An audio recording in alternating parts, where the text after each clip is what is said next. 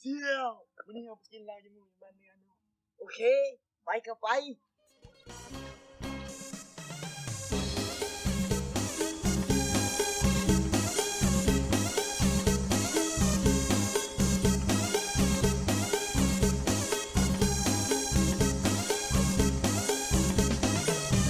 หักไกลแสงจันทร์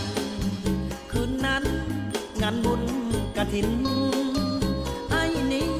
ได้พบอยู่พินเชี่ยวกูเห็นว่ากระเล่นพองบ่นี่แหละควายเอาแล้วบอกพี่ห่านี่คอยลอยหอยยิ้มแสนตาขายเหล้าน้องขายสุราขายยาน้องขายปิ้งไก่สบายดีเสี่ยวเนี่ยสบายดีดิเว้ยเจ้ยกูได้ยินข่าวว่ะมึงไปห้องหมอมึงไปยังห้องหมอไปกวดสายตาเสี่ยวสายตากูสั่นกูบอกแล้วว่ามึงอย่าสักว่าวก่อนอายุ18 ปีมึงมีหาว่าวมาเสี่ยวกินเหล้าดิมั้ยฮะเฮงเสียใจกันความหักอยู่มาจากโบกจังไดดูอ้อปาดทุมันยินนี่กูหลายเทบาทนี่อ๋อเอายกไปได้เชียวถูกคักเชียวเอาให้บักถือกีตาร์นี่เอาให้มันละลายเลยเด้อจะเต็มเลยโอ้ยมันพอกันโดนยิงให้ลายแท้เชียวโอ้ยเชียวนั่งไปโอ้ยเอากันจะโบกจังไรนี่มั้ยมาทางใดเนื้อไกลเลยมาทางเมียกูเลยยังน้อยเดียวไอ้ยุกเอากูนี่อ้าวเหล้าเบิดบาทบ่พอกันแล้วเสี่ยวได้เสี่ยว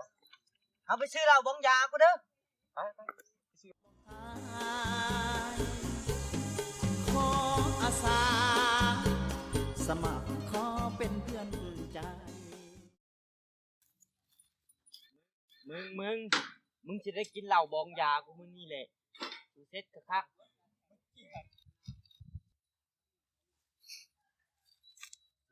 สุตายกูได้กินเหนียวกูได้แท้มึงนี่สุตาย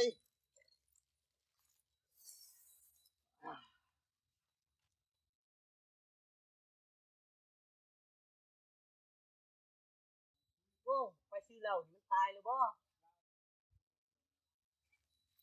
มาเลยเสี่ยวหน้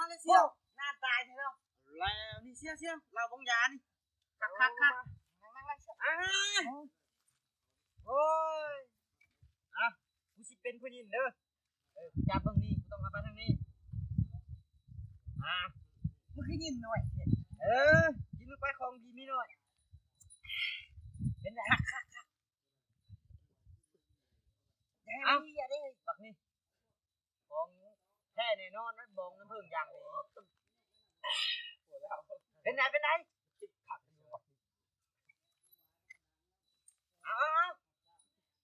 ลองดูผักบ่แบบนี้ของชีวิตแล้วคอยยิบคอยยอมเอาแล้วแบบสุดท้ายต้องซ้ำเติมมันนักมึงเด้กูบอกเป็นยังสูกินแล้วก็พอแล้วตายบ่เลยเสียเลยน้ำลายเสี่ยวแรกมีบุญนะอยู่ไปสกองบุญยิ่งเสี่ยวบุญเอาคนเช้านี่แล้วมากินเหล้าจะเล็กจังหน่อยเบิดโป้นี่จังเมื่อเย็นหาสักเครื่องไว้ไปแมลงเนาะกูเย็นเลยบักนี้มึงคือให้กูน้อยแค่บักกันโอ้ยของดีมีน้อยมันก็ดีบักนี้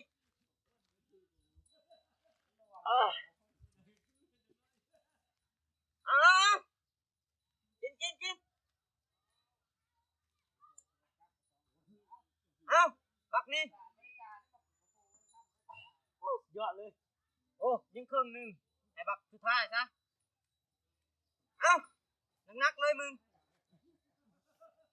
แล้วบักนี้มึงก็กินเลยโอ้ของดีมีน้อยให้สุกินซะเป็นได้เสี่ยวเป็นยังเสี่ยวสุกินเนี่ยโอ้ ก่อนจากคืนนั้นคิดหอมจ่อยจ้อยสาวตะเกียงน้อยให้คอยคิดฮอดบอกพายขออาสาสมัครขอเป็นเพื่อนใจอยาก ร้อนมันร้อนกระซี่น้ำหอมบ้างใส่หัวนี่แหละ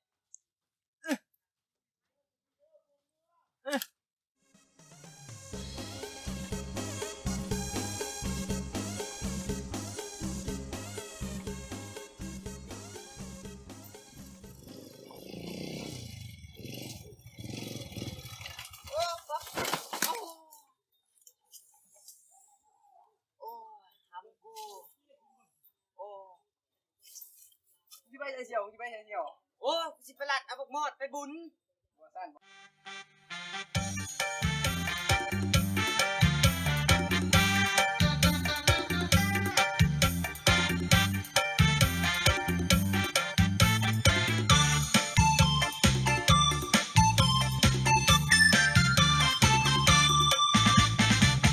สาวเซบัง มาจิตาหัวงูแต่งตัวหล่อแท้ โอ้ยก็ไม่ได้เป็นตามภาษาคนหลอกคุณเลยเนาะ น้องลินเหล้าขาวไอ้เบาโซเฟอร์จนเพลีย เฮ้ยเขาสิบอกโตบอกมาถ้าโตเห็นคนกำลังสิตาย แต่ยังบ่ทันได้ตาย ให้โตเอามือจกก้นแล้วตดไปใส่ดังมันแล้วมันสิคืน